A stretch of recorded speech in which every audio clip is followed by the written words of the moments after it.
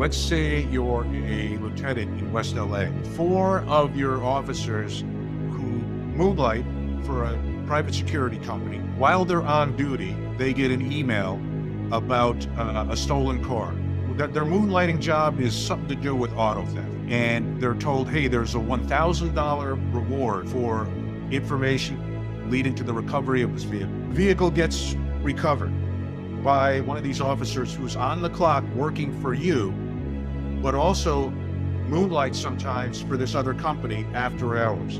Do you see any kind of conflict there? I'm going to get into some stories of the St. Louis Police Department. And before I do, I want to hear from you. Like, do you see where that could be problematic when the mix between privatized policing and public policing becomes so intertwined that it's almost all happening at the same time? It's a great hypothetical, and let me tell you why, Bill. I told you the Highway Patrol was the only agency I applied for. It was for a reason. They had a great reputation. That reputation did not, nor does it now, come by chance. It's the result of a lot of hard work and adherence to ethical policies and procedures. One of those policies is that Highway Patrol officers can have secondary employment, and when it's approved, obviously by chain of command. But one of the things is absolutely forbidden for a Highway Patrol officer to do off duty is to perform any job that requires the use of their firearm. It's a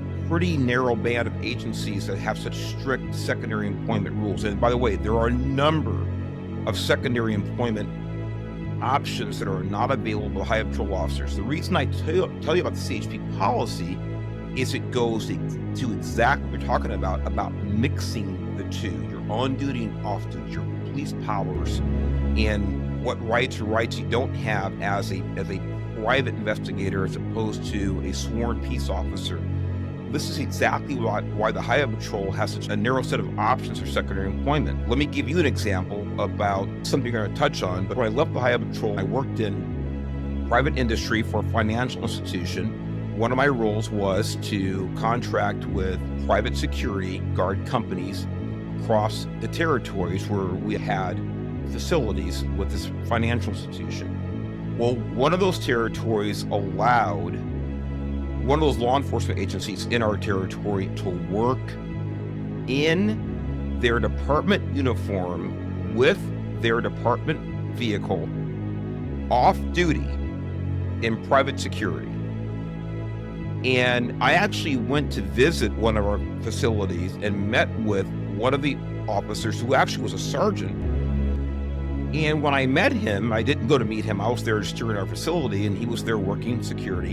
And when I met with him, he was in uniform. I saw his patrol car parked outside. And I said, hey, did you guys, I'm Mark Garrett, I'm head of security for the company here. I'm just here on a trip to visit to get to know the employees.